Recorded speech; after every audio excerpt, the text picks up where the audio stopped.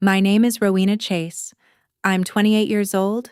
3 months ago, my parents looked me straight in the eye and handed me a house that was already falling apart. Cracked walls, rotting floors, no running water.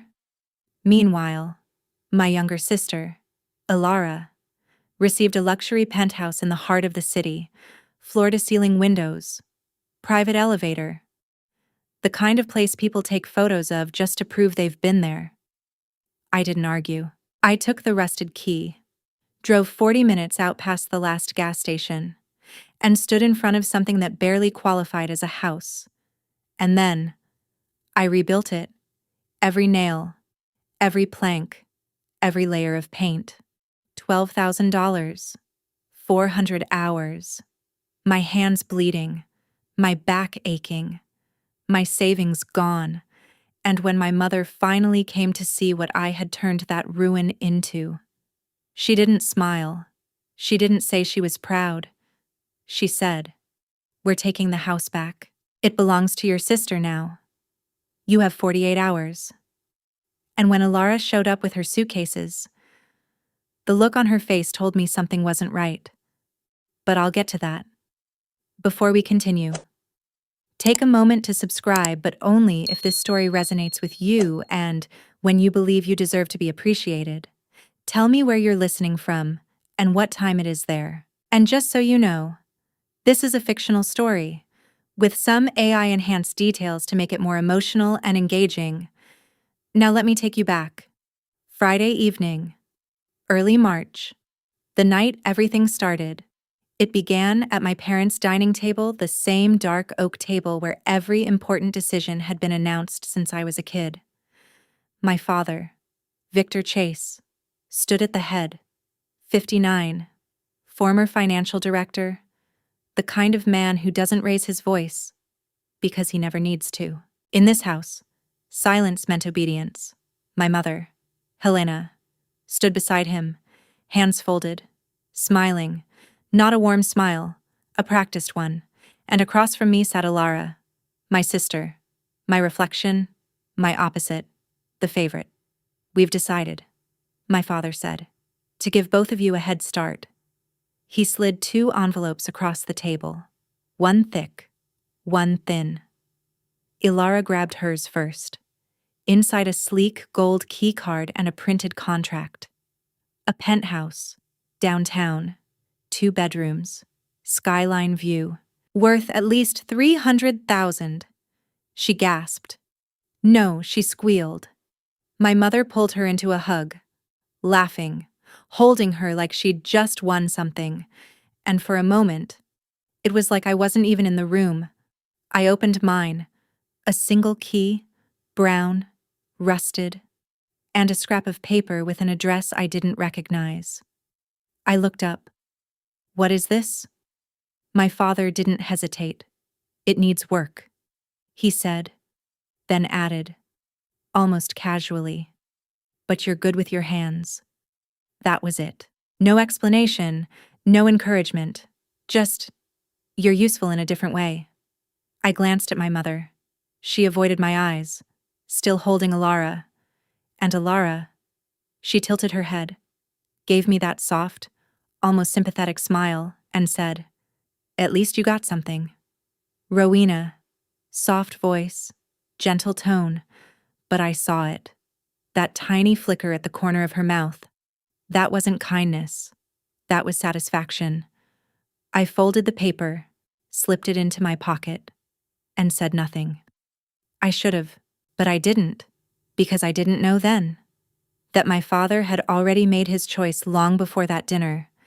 He had gone through my grandmother's old property records, skipped over 4 decent houses, and picked the one most likely to break me. Saturday morning, I drive 40 minutes west along County Route 17 past the last row of convenience stores, past the final gas station, into a stretch of road where the houses start to disappear and the trees grow thicker. Closer, like they're watching. The address leads me down a narrow gravel path, and when I see the house, I don't get out of the car. I just sit there. The roof sags on one side like it's given up. Two front windows are shattered, patched with yellowing plastic that flaps weakly in the wind. The porch steps are half collapsed, one missing entirely. Weeds, waist high, swallow the yard. The whole structure leans slightly to the right, like it's tired of standing. For a moment. I wonder if this is some kind of mistake. Then I look down at the paper again. It's not. The smell hits me before I even open the door. Mold. Rot. Something damp and old, and something else I don't want to identify. Inside. It's worse. Wires hang loose from the ceiling. Pipes are rusted through. The kitchen floor dips under my weight. The wood warped and soft like it's been soaked for years. I step back outside and sit on the one piece of porch that doesn't collapse under me. Then I call the only person I trust. Adrian Cole, 30 years old, real estate attorney, and the one person in my life who has never twisted the truth to make things easier. We met our first year of college. He's the kind of person who shows up at 2 a.m. and doesn't ask questions until after he knows you're okay. How bad is it, he asks. I look at the house. Roof's sinking, wiring's exposed. No water. There's a pause on the other end. Then, calmly. Do you want me to check the deed? Not yet. My voice cracks. And I hate that it does. I just need a minute. He doesn't push. He gives me silence. Real silence. I hang up and stare at the house again. And for some reason, I think about my grandmother, Evelyn Chase. When I was 9, she taught me how to build a bookshelf in her garage. She stood behind me, guiding my hands over the wood, and said something I didn't understand back then. Your hands know things your mind hasn't learned yet. I didn't realize it at the time, but that memory would end up meaning everything. That night, I sit in my truck with a notebook and a calculator. Roof 8,000, floors 5, plumbing 6, electrical 7, paint, drywall, fixtures, another 9, $35,000. I check my bank app. 12,411. I close the notebook, then open it again, and start crossing things out. What can I do myself? Floors? Yes. Drywall? Yes. Paint? Obviously. Cabinets? Trim? Built-ins? That's not just possible. That's what I do. I've been working with wood since I was 16. I restore furniture. I build things people keep for decades. I'm good at it, even if my family has never once called it a real career. To them, I'm just the daughter who works with her hands, while Alara wears tailored suits and signs contracts. Monday morning, my phone rings. Alara. Her voice is sweet in that very specific way, the kind that always comes right before something sharp. Oh, Rowena, are you seriously going to live there? It's mine, I say. I'll make it work. A soft laugh. You could just sell it. Get yourself a small apartment. Something normal. I said I'll make it work. There's a pause. Then she says, lightly, okay, good luck with that. She hangs up. That same afternoon, my mother texts, don't waste your savings. Rowena, your father knows what he's doing. I stare at the message, then lock my phone. No reply. I drive straight to the hardware store and load up 200 pounds of lumber into the back of my truck. The first week, I rip out the entire kitchen floor, on my hands and knees, splinters, dust, sweat running into my eyes. I haul broken boards into a rented dumpster, piece by piece, until the space is nothing but exposed beams and possibility. On the third day, someone speaks. You're going to be busy for a while. I look up. A woman stands on the other side of the fence, mid-60s, sharp eyes behind reading glasses. the kind of posture that says she doesn't waste words. Yeah, I say, wiping my hands on my jeans. She studies the house. Then me. Lot of work. I nod. Yeah. She disappears for a moment and comes back with a glass of ice water, handing it to me like it's the most natural thing in the world. I didn't ask for it. She doesn't say anything else right away, just watches me for a second, then nods toward the house. This land used to belong to Evelyn Chase. She says. That your grandma, I freeze. Yes. How do you know that? She shrugs. Like it's obvious. I've lived here over 30 years. Honey, I know who owned what. I don't respond. But I remember it. I tuck it somewhere in the back of my mind, even though I don't fully understand why it matters yet. 6 weeks later, I have nothing left. Not low. Gone. Every dollar I had is now inside this house. The subfloor is new. The drywall is up. The roof no longer leaks when it rains. The kitchen has cabinets I designed and built myself. White oak. Clean lines. Dovetail joints that fit so perfectly they don't even need glue. The living room wall that used to crumble when you touched it is now smooth. Painted a warm white. Solid. Real. You can press your palm against it and feel something that didn't exist before. But the electrical system? That's where things get complicated. The original wiring is ancient, knob and tube from decades ago. I've replaced what I can reach. But the main panel needs a licensed electrician. $3,000 to $5,000. Money I don't have. So I do what I can. Temporary wiring. Conduit. Safe enough to pass a visual check, but not permanent. Not right.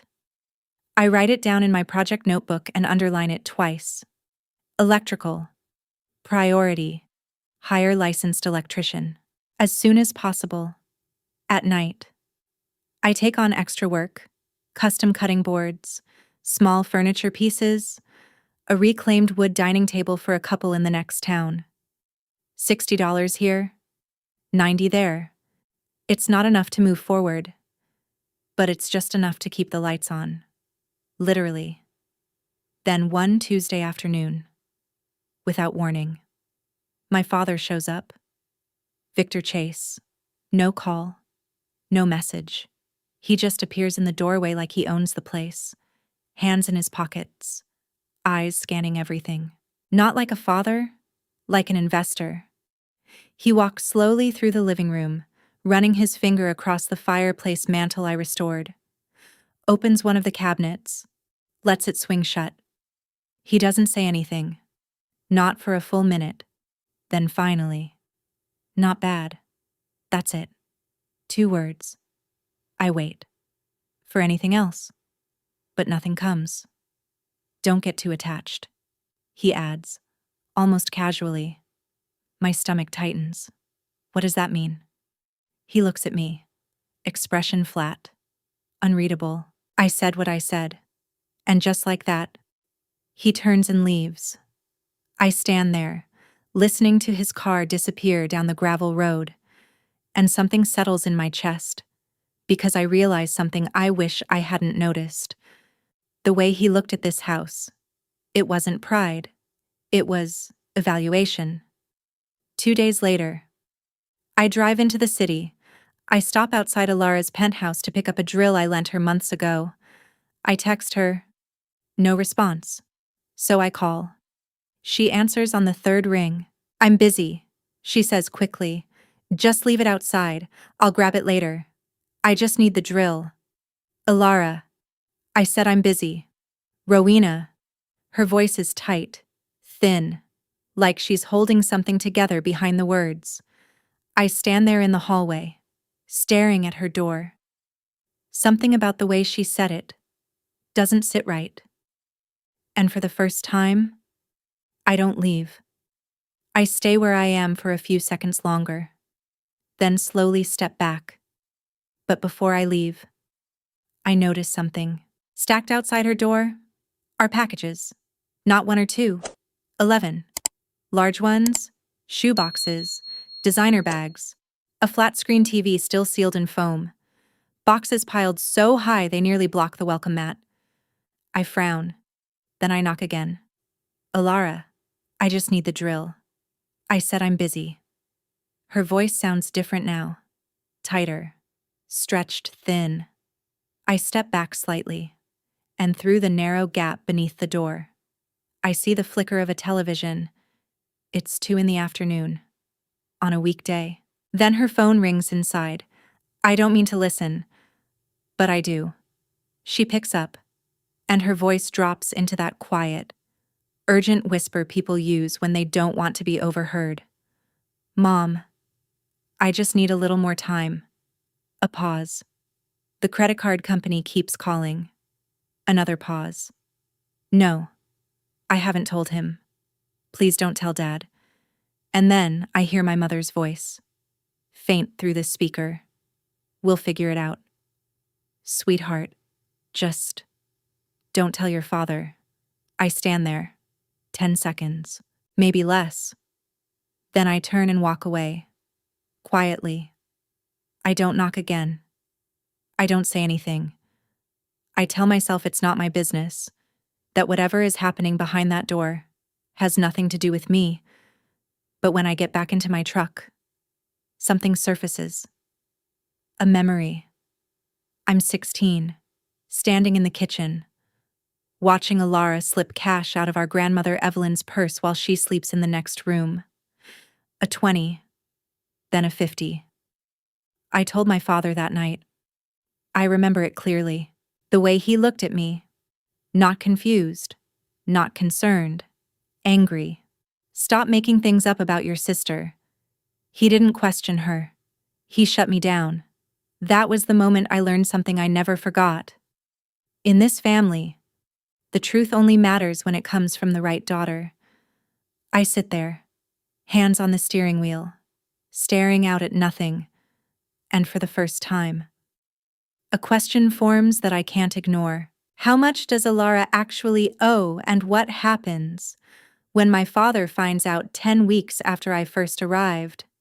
The house is almost unrecognizable. New floors, reinforced walls, a kitchen that looks like it belongs in a design magazine, because I built every inch of it myself. I take a few photos, before and after, my hands covered in dust. Morning light pouring through the windows I replaced. I post them online without thinking much of it. But, within hours, the comments start coming in, from old classmates, from people I barely know, from complete strangers. This is incredible. You did this yourself? This is insane. For the first time in a long time, it feels like someone is actually seeing me. Not as the other daughter, not as the one who was given less, just me. Then Thursday evening comes, and with it, something I wasn't prepared for. I hear the sound of tires on gravel. I step outside. My father's car pulls into the driveway. My mother is in the passenger seat. They get out like they've done this 1,000 times before, like this place still belongs to them. They don't knock. They just walk in. I follow behind them, slower, watching.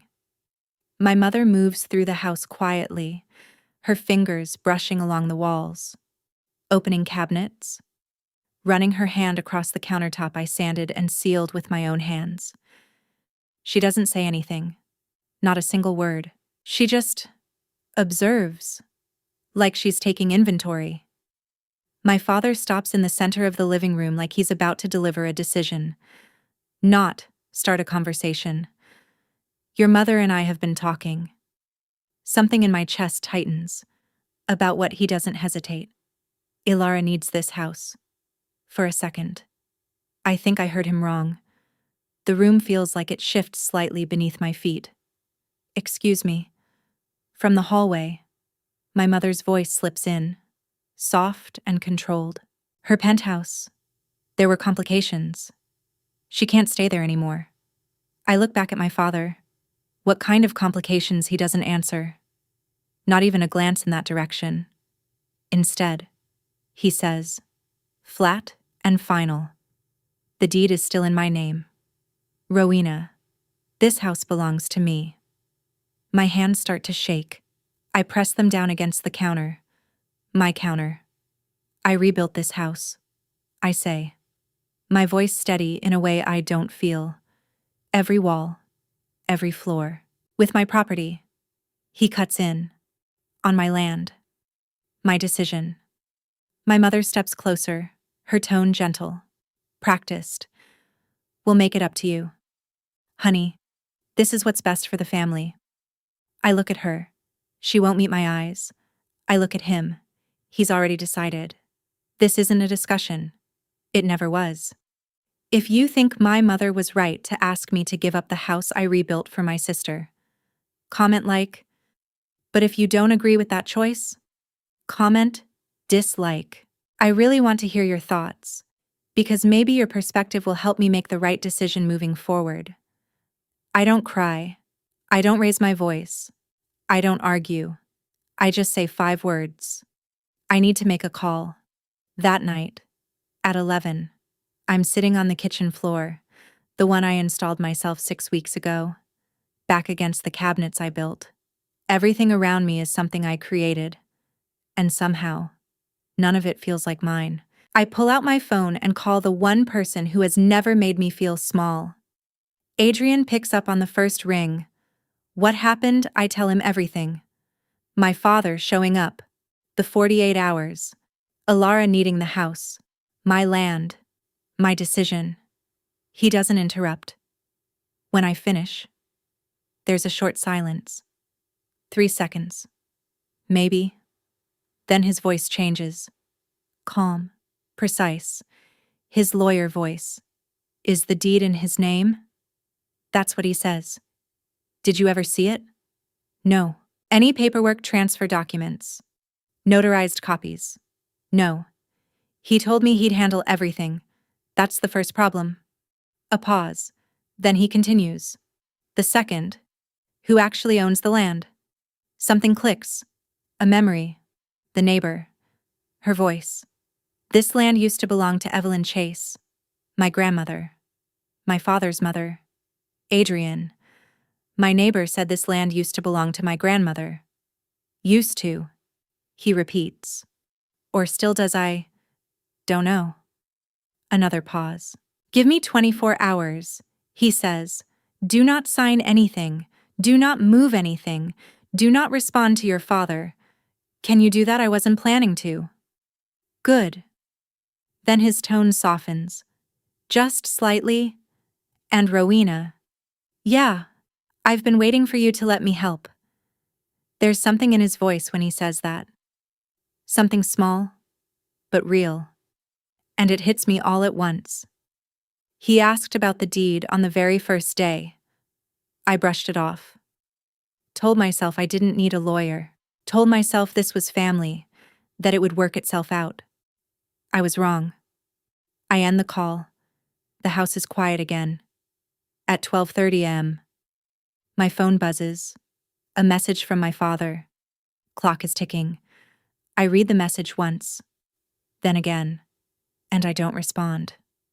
For the first time in 28 years, I don't make it easier for him. By 9 the next morning, my phone is flooded. 17 unread messages. My mother first. Please don't do this to our family.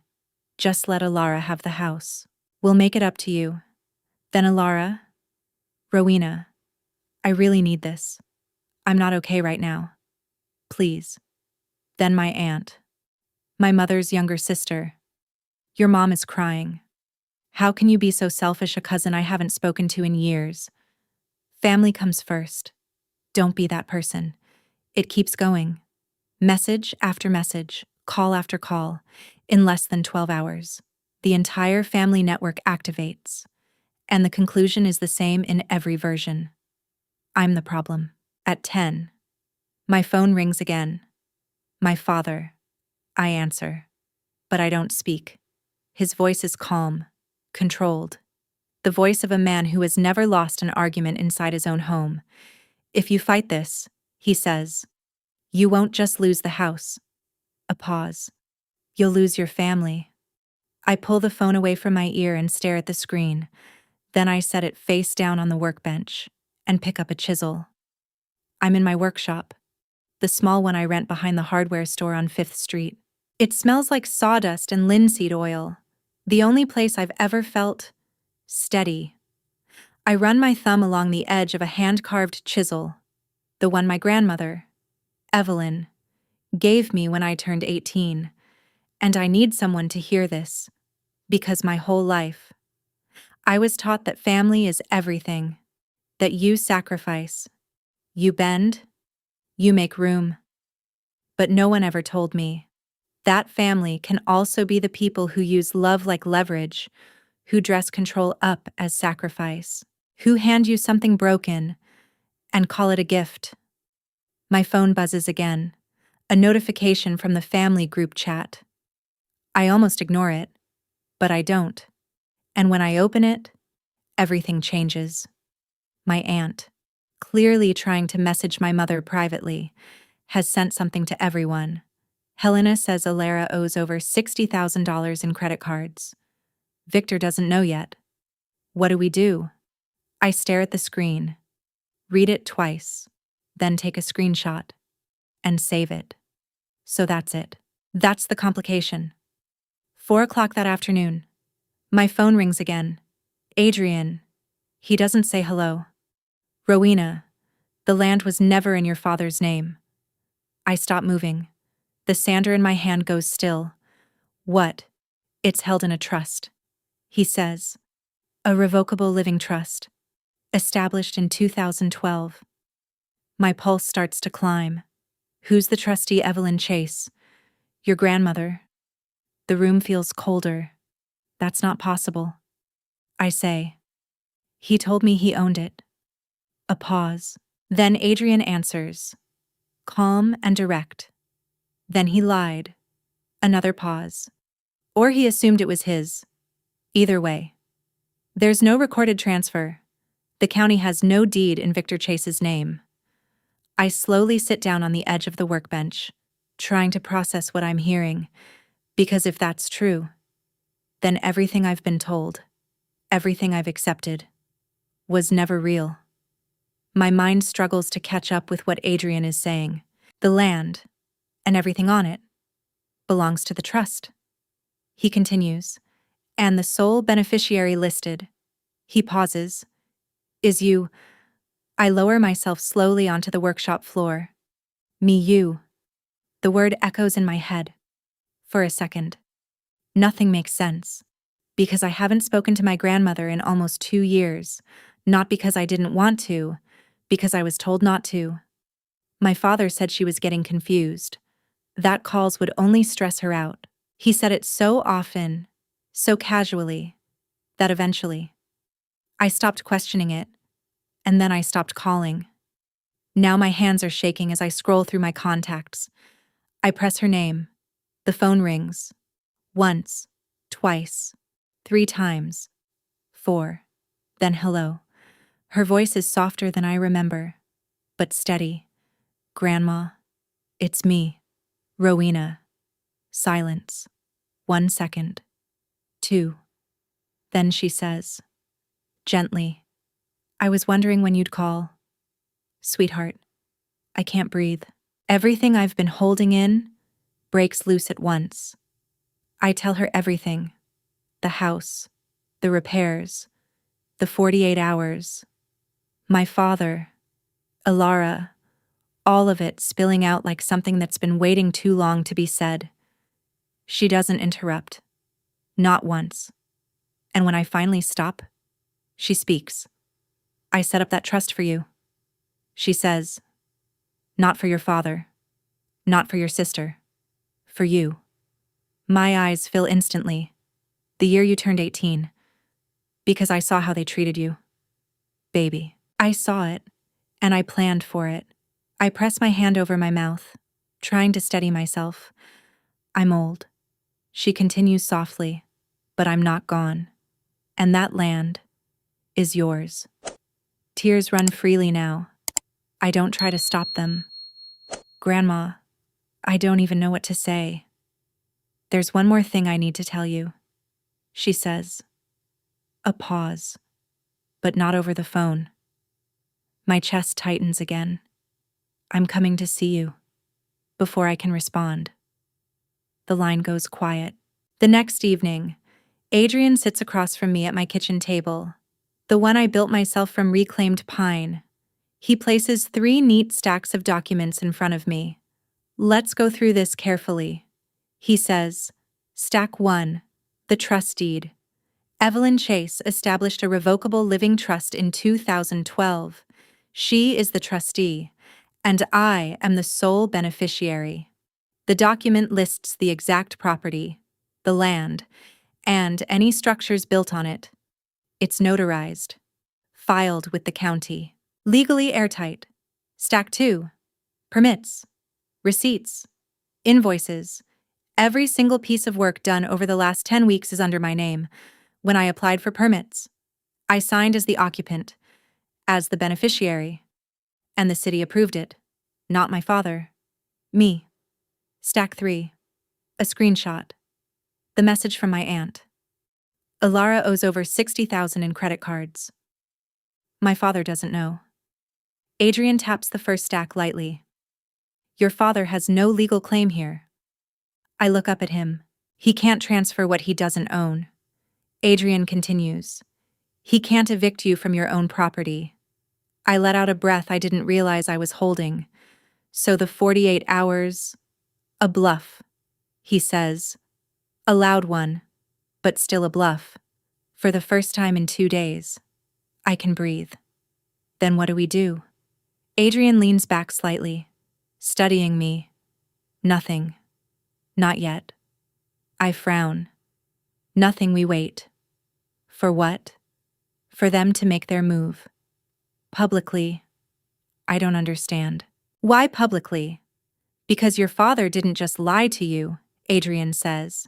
He built that lie in front of everyone. He told the family this was his house, his land, his decision. He pauses. That lie needs to fall in front of the same audience. I look down at the papers again. The trust. The permits. The proof. For 10 weeks. I thought I was fighting something I couldn't win. That I was powerless. But the truth was sitting here the whole time. I just didn't know it. And now, everything is about to change. The realization doesn't feel loud or dramatic. It feels quiet, like something shifting into place after being wrong for a very long time. Adrian pauses at the door before he leaves. One more thing, he says. That temporary wiring you told me about. Get it fixed, or at least documented. Everything in this house needs to be clean. I nod. I even write it down in my notebook. But I don't call the electrician, because by the next morning, none of that matters. At 8 a.m., my phone rings. It's my aunt, my mother's sister. Her voice is low, rushed, like she's hiding somewhere she shouldn't be. Rowena, listen to me. Something in her tone makes me stand still. Your mother is planning a housewarming party. I blink.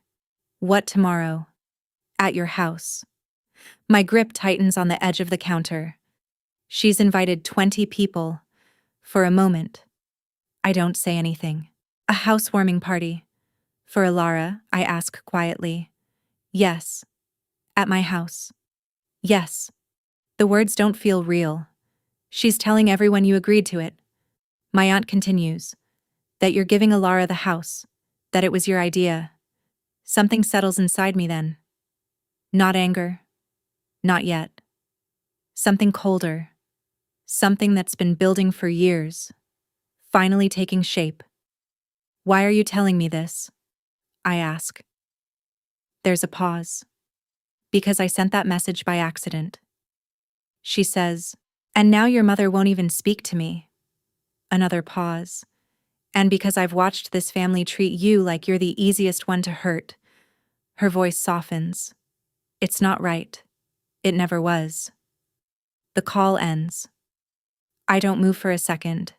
Then I pick up my phone and dial Adrian. He answers immediately. It's tomorrow. I say, I'll be there. No hesitation. And your grandmother will be too. He adds, I close my eyes. She's 78. Adrian.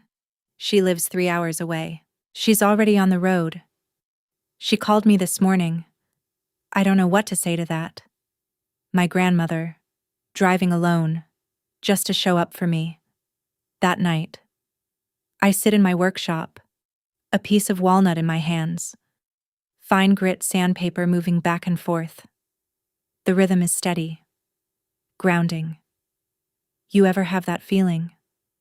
When your entire family builds a story about you, a version of you where you're selfish, difficult, the one causing problems. And then they invite an audience to watch you play that role? I sit there for a long time. Then I set my alarm. 6 a.m. tomorrow. I walk into that house, either for the last time or for the first time as its rightful owner. I arrive at 9. The front door is already open. My door. The one I stripped, sanded, and stained with my own hands. Propped open with a stopper I've never seen before. I step inside. And for a moment, I don't recognize it. Not because it's broken anymore, but because it's been taken over. My mother has been here since dawn. There are new pillows on the couch, a tablecloth I didn't buy, platters of food covering the countertops I built, pink and gold balloons hanging from the archway, and right in the center, a glitter banner. Welcome home, Ilara. My chest tightens. There are people everywhere. Aunts, uncles, cousins, my mother's friends, even a few neighbors I barely know. 20 people, all laughing, all talking, all celebrating something that was never theirs to celebrate, and right in the middle of it all is my sister. The room hums with conversation like nothing is out of place. People are holding paper plates, plastic cups, laughing like this is normal, like this is a celebration. In the center of it all stands Ilara, her hair perfectly styled, a new dress I've never seen before. She's smiling, laughing, glowing like this moment belongs to her. My father stands beside her, one hand resting proudly on her shoulder, chest out, satisfied. Then he sees me, and his voice cuts clean through the room. Rowena came to congratulate her sister. He says, that's what family does. Every head turns. 20 faces, 20 smiles, all directed at me. I feel it like heat pressing against my skin. My mother appears beside me, placing a glass of lemonade into my hand like it's part of a script. Be gracious, honey, she whispers. This is hard for all of us. Before I can respond, my great-aunt steps forward, patting my arm. Such a generous thing you did, she says warmly. Giving your sister this beautiful house. I look at her, and I say, clearly, I didn't give anyone anything. The room shifts, just slightly. The small polite touches stop. My aunt blinks, confused. My father's voice lowers, sharp now. Rowena, not here. Ilara moves toward me, smooth, controlled. Her voice soft like silk. We talked about this. She says, it's for the best. I glance around the room, 20 pairs of eyes. Not one of them knows the truth, and every single one of them is looking at me like I'm the problem, like I'm the one ruining something good. Through the window, I catch a glimpse of the neighbor. She's standing on her porch, watching, shaking her head slowly. I turn and walk into the kitchen. My kitchen. I hear Ilara's footsteps behind me. The moment we're out of sight, her expression changes. Completely. You should thank me, she says. I turn. For what? for giving you a reason to finally do something with your life. She leans casually against the island I built from raw wood, white oak, brass hardware, hours of work. You'd still be sanding chairs in that sad little workshop if it wasn't for me. My jaw tightens. I built this kitchen, I say. Every cabinet, this island, all of it. And now it's mine, she replies calmly, like she's stating a fact. That's how this family works. Rowena, I thought you understood that by now. She opens one of the cabinets. Inside are my mother's dishes, already unpacked, already arranged, like they belong here, like I never did. Ilara takes a glass, fills it from the faucet I installed, takes a sip, then looks at me over the rim. Dad said you can take your tools when you leave. She adds, I don't need them. She walks out, back into the noise, back into her version of reality. I follow, because I hear my father's voice rising above the room. If I could have everyone's attention, please. He stands near the fireplace, the one I restored piece by piece. He lifts his glass. To family, he says, and to Ilara's beautiful new home. Glasses rise, voices echo. To Ilara. I stay where I am, at the back of the room, my hands clenched at my sides, my throat burning, but I don't speak. Not yet, because I'm waiting, listening, for something. A sound, a knock, a car pulling up the driveway, any second now.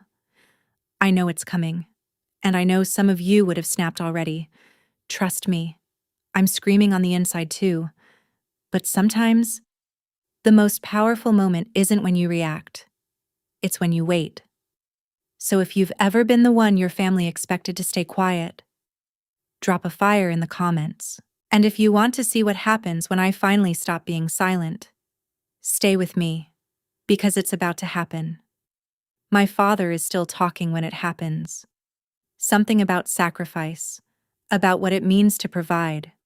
The same speech he's probably given his entire life. Then a knock. 3 sharp strikes.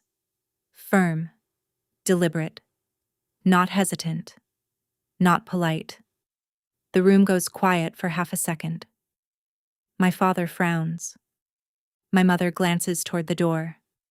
No one moves. So I do. I walk across the room, past the stairs, past the silence, and open the door. Adrian stands on the porch, gray suit, leather briefcase, calm expression, but I can see it in his posture, tight, focused, ready. He gives me a small nod, and then I see her, behind him, moving slowly up the steps, both hands wrapped around a carved wooden cane. Evelyn Chase, 78 years old, silver hair pinned back, eyes sharper than anyone in that room. My father's voice cuts in from behind me. Who invited you? Adrian steps inside without hesitation. No one, he says evenly. I'm Ms. Chase's legal counsel. She doesn't need a lawyer. My father snaps. This is a family matter. Adrian sets his briefcase down on the dining table. With respect. Mr. Chase. Property transfer is a legal matter. The room freezes. Plates midair. Cups half raised. No one moves. Ilara's smile fades. Slowly. Completely. Then my grandmother steps inside. I move instinctively, taking her arm. She pats my hand lightly, not even looking at me. Her attention is locked on one person. My father. She takes in the room, the decorations, the banner, the food arranged on counters I built. Her eyes settle on the glitter letters. Welcome home, Ilara. Then she turns to him, and the entire room seems to hold its breath. Her voice is quiet, clear, sharp. Victor, whose land do you think this is? He opens his mouth. Nothing comes out. Not a single word. My grandmother pulls out a chair at the table and sits down slowly, folding her hands in front of her. Sit down. Son, she says calmly. You're going to want to sit for this. Adrian flips open his briefcase. The click echoes, louder than anything else in the room. He takes out a document. Clean. Bound. Official. He places it on the table so everyone can see the seal. If I may have everyone's attention, he says. His voice isn't raised. It doesn't need to be. This property, including the land and all structures on it, is held in a revocable living trust established in 2012 by Evelyn Chase. He pauses just long enough for the words to settle. The sole beneficiary is Rowena Chase. My father takes a step forward. That's not possible, he says. My mother gave me. I gave you nothing. Victor. My grandmother's voice cuts through the room. She doesn't raise it. She doesn't need to. I allowed you to use the address. I allowed you to believe what you wanted. She continues. But I never transferred the title. It was never yours. Silence. Heavy. Unavoidable. Adrian continues. Steady and precise. Mr. Chase. You hold no deed, no title, and no legal authority to transfer this property to anyone. He gestures lightly toward the document. Additionally, every building permit, every contractor invoice, every material receipt from the past 10 weeks is filed under Rowena Chase's name. I feel every eye in the room shift. Toward me. She is the legal owner of all improvements. Adrian finishes, and all records are verifiable through the county. My mother's voice breaks. Evelyn, how could you do this to us? My grandmother turns her head slowly, looks at her, unblinking. I did this for Rowena, she says. A pause. Because you two couldn't. And just like that, everything starts to collapse. Not loudly, not dramatically, but unmistakably. The room shifts. People who walked in thinking this was a celebration now realize they've been standing inside a lie. No one speaks at first. The silence feels heavy, like everything is finally catching up. My great-aunt looks at my father. Victor, you told us this was your house. He doesn't answer. For once.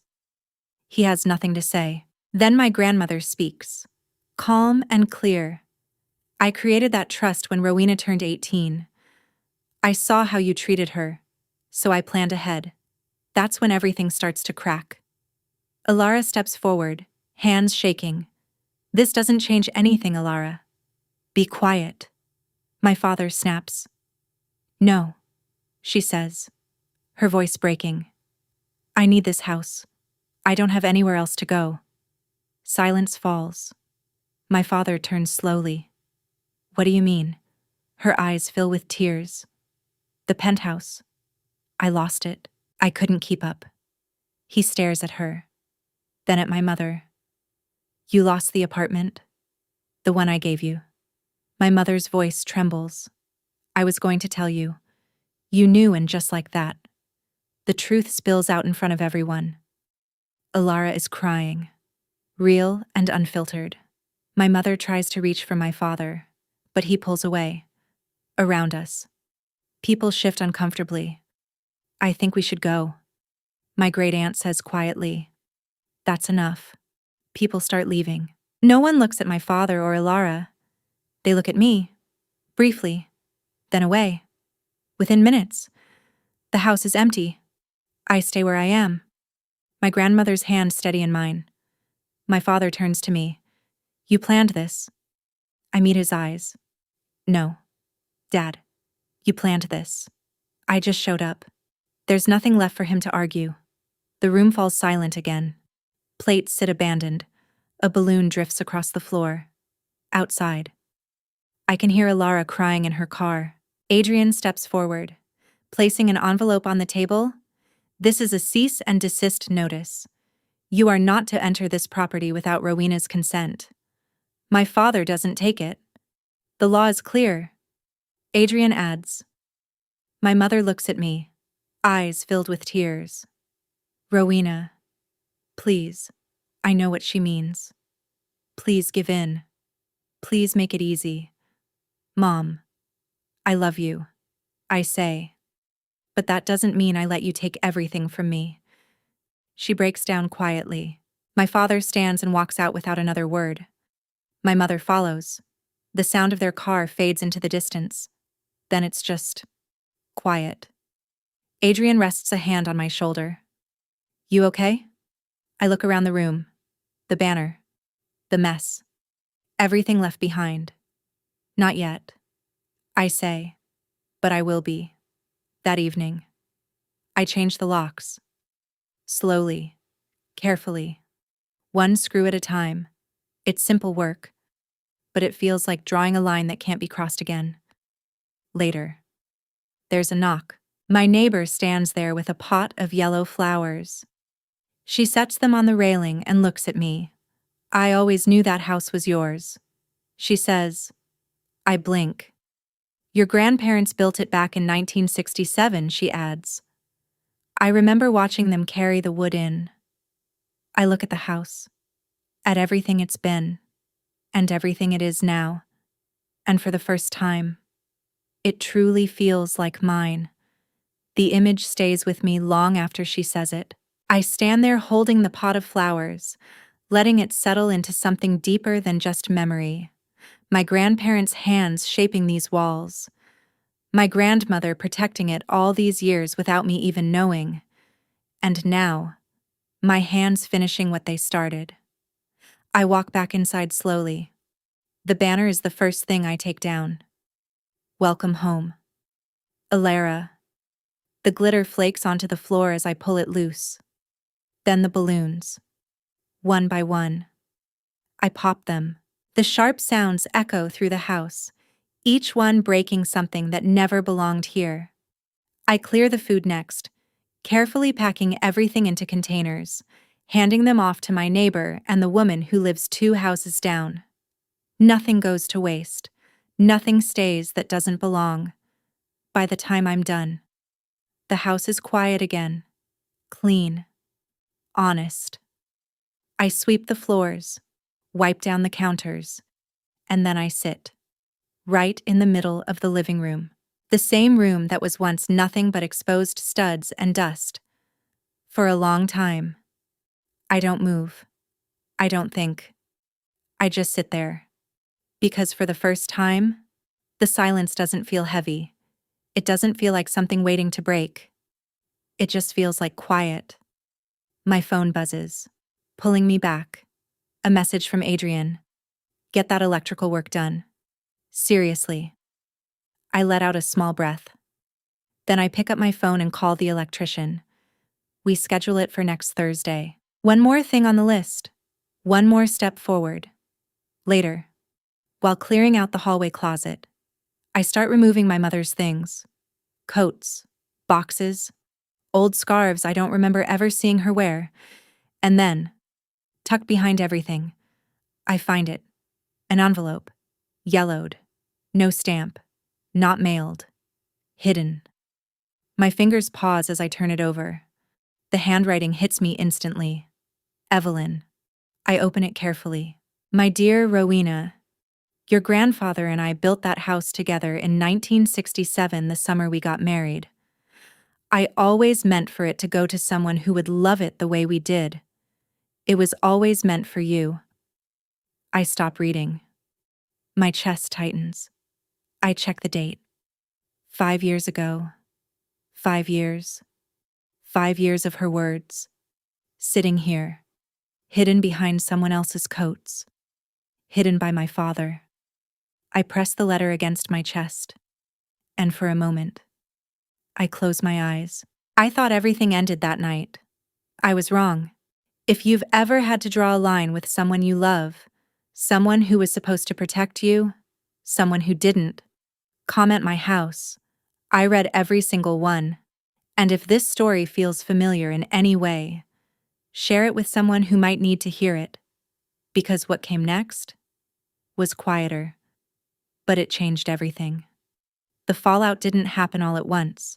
It spread slowly, like water finding cracks. 1 week after that night, my great-aunt stops answering my father's calls. She tells my aunt she's embarrassed to share his last name. A few days later, my cousin calls me.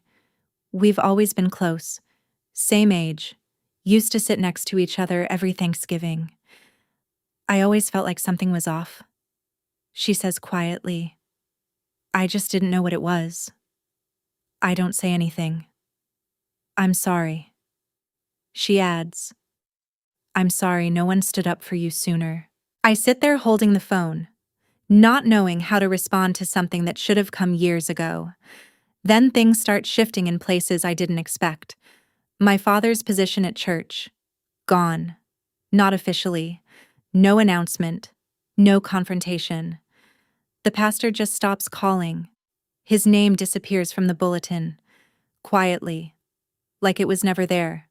The image he built over years starts to dissolve. My mother disappears too. Not physically, but publicly. Her social media goes silent. No more smiling family photos. No more captions about gratitude. No more blessed to have my girls. For the first time in years, her profile picture changes. Not to a family portrait, but to a sunset. Something distant. Something quiet. Something that doesn't ask questions. And for the first time, they don't control the story anymore. Things don't explode after that day. They unravel. Slowly. Quietly. Like something that was already broken, finally being seen. Ilara gets her first call from a collections agency on a Monday morning, then another on Tuesday, then another. Without my parents stepping in to smooth things over. Every dollar of that $62,000 lands exactly where it belongs. On her. All of it. No one is catching her anymore. One morning, my neighbor leans over the fence while I'm sanding down a window frame. Your father came by last week. She says casually. I pause. What Tuesday? He stood out front for about 10 minutes. Didn't knock. Didn't move. Just looked at the house. I don't respond. He left after that. She adds. I nod slowly. I don't know what to do with that information. So I do what I've learned to do with things I'm not ready to feel. I file it away. Then something unexpected happens. An email shows up in my inbox. Subject line, feature request. It's from a reporter at Homestead and Craft magazine. She found the photos I posted, the before and after, the process, my hands in every stage of it. She wants to feature the house. She wants to interview me. She wants to know who did the work. The work my father once called a waste of time. The work he never considered a real career. I sit there staring at the screen longer than I should. Then I reply, yes, Thursday afternoon. My phone rings again. I'm in my workshop, fitting a mortise joint into a custom bookcase. The name on the screen makes my hand stop. Victor. I let it ring once, twice. Then I answer. We need to talk. He says. His voice is different, not softer. He doesn't do soft, but worn. Like something that's been used too long without care. I'm listening. I say, your grandmother isn't thinking clearly. He continues. She's old. She doesn't understand what she did with that trust. I close my eyes briefly. We should contest it. He adds, the family should have a say. I'll get a lawyer. We can fix this. No. I say. He pauses. She set that trust up with her own attorney. I continue calmly. It's been recorded for years. It's valid. Silence. I can hear him breathing on the other end. I'm your father, he says finally. That land should have been mine. I set the chisel down. It was never yours. I say. A beat. And neither am I. The silence stretches, long enough that I glance at the screen to make sure the call hasn't dropped. It hasn't. "You're making a mistake," he says. The same tone, the same voice he used when I told him I was becoming a carpenter instead of following his path. Flat, dismissive. I steady my voice. "No," I say. "The mistake was believing you would ever treat me fairly." I end the call. My hand trembles slightly as I lower the phone. I want to say it felt powerful. It didn't. It felt like pulling something out of a wound that had been infected for years.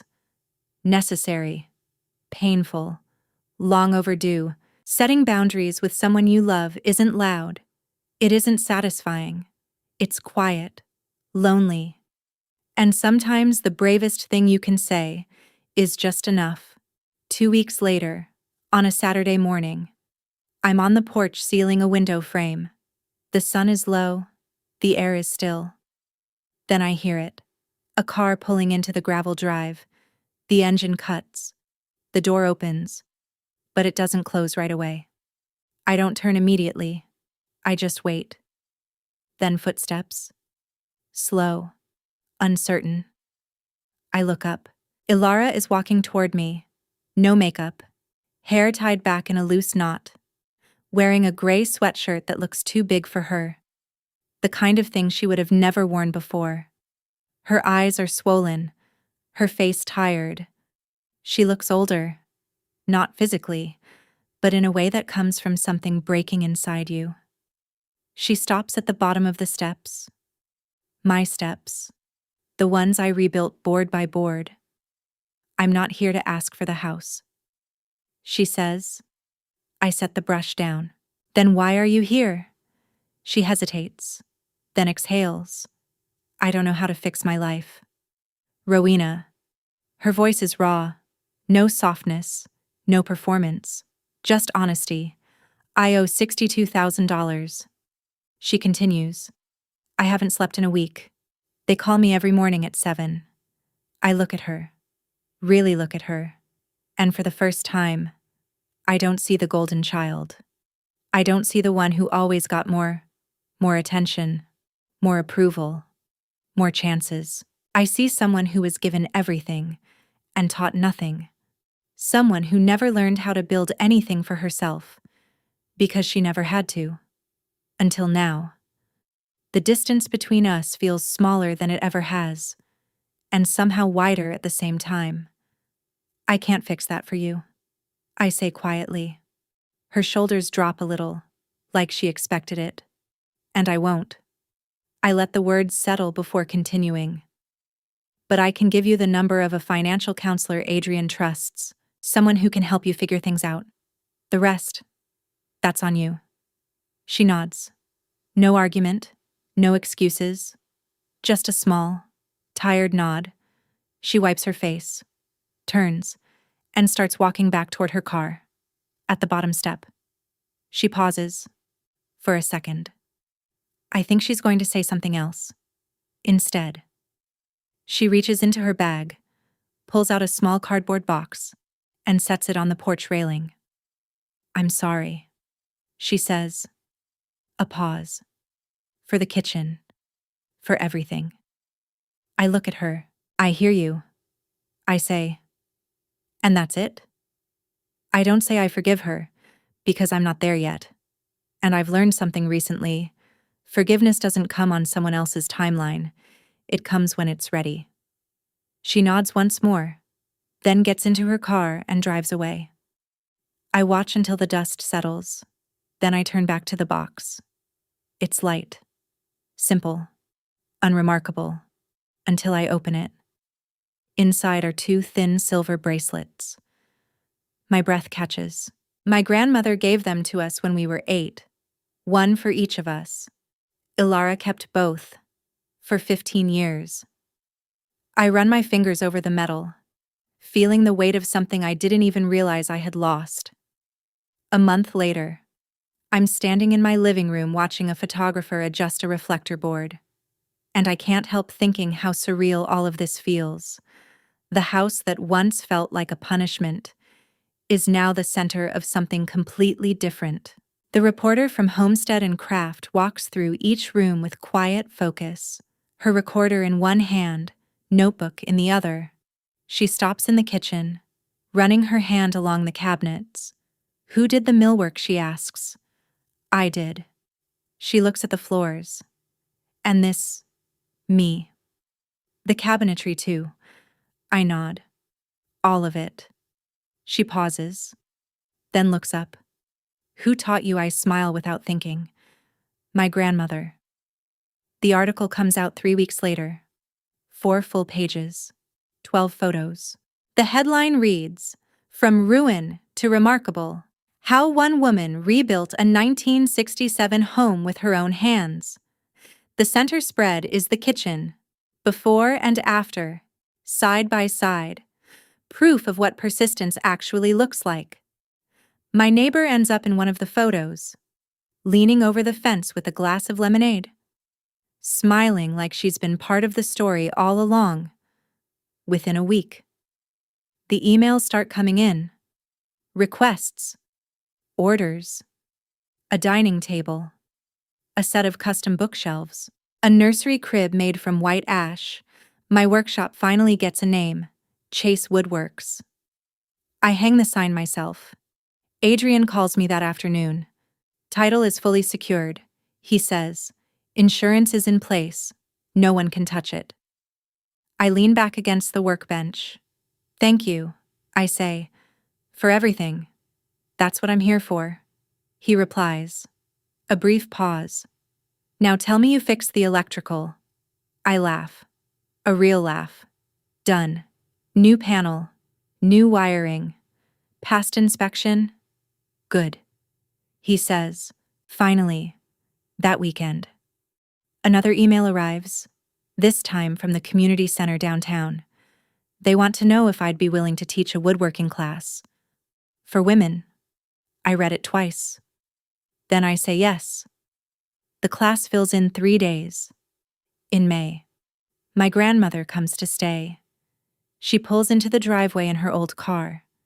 The trunk filled with flowers, soil, and a photo album I've never seen before. We plant marigolds in the front yard together, kneeling side by side in the dirt, just like she taught me to sand wood. Slow, steady, with your whole hand. She points to a spot near the edge of the yard. This is where your grandfather and I planted our first garden. She says, Summer of 1967. I press the soil gently around a seedling. Same flowers. She smiles. Marigolds and zinnias. I nod. I found your letter. I tell her. The one he hid. She doesn't look surprised. I wrote 3. She says softly. 3 letters. He hid all of them. The words sit between us. Heavy. 3 chances to reach me. 3 times someone decided I didn't deserve to hear from the one person who always believed in me. But she squeezes my hand lightly. You're here now, she says. That's what matters. That evening, we sit on the porch, the one I rebuilt, the sun dipping low, the air calm, and for the first time in a long time, everything feels exactly where it should be. The evenings settle into something gentle after that. My neighbor starts bringing over a glass of lemonade without asking. It becomes a quiet ritual between us.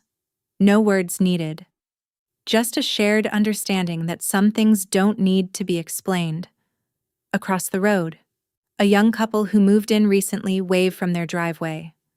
I wave back. It feels simple, easy, normal in a way my life never used to be. My grandmother reaches for my hand as we sit on the porch. Her skin feels fragile, paper thin, but her grip is steady, strong. The best revenge isn't revenge at all, she says. It's the life you build after. I look out at the yard, the marigolds blooming where we planted them, the fresh paint catching the last light of the day. The house that, just a few months ago, was barely standing. I didn't get fairness from my family, but I built something else instead. With wood, with effort, With truth. I know. I say softly. She squeezes my hand. I know you do. A week after she leaves, I sit at my desk. The one I built from reclaimed cherry. The first piece I ever sold. And I write an email. Mom. Dad. I love you. That hasn't changed. But I will not accept being treated as less than. I will not be the daughter you take from to give to someone else. I will not make myself smaller just so someone else can feel bigger. If you want a relationship with me, it begins with respect. Not control. Not obligation. Not guilt. I'm not closing the door, but I am choosing who gets to walk through it. Rowena. I read it once. Then I send it. There's no reply. Not that day. Not the next. Not the week after. And for the first time in my life, the silence doesn't hurt. Because this time, it's mine. I chose it. It wasn't forced on me. I learned that love without respect will slowly erase who you are. For years, I chose silence to keep peace. But in the end, I chose myself. I set boundaries, even when it hurt. Because I finally understood that my worth isn't something others get to decide. If you would have made the same choice as me, write good. If not, write no, or time if you're still thinking. And if this story meant something to you, your like, comment, and subscribe aren't just support. They help stories like this reach someone who truly needs it.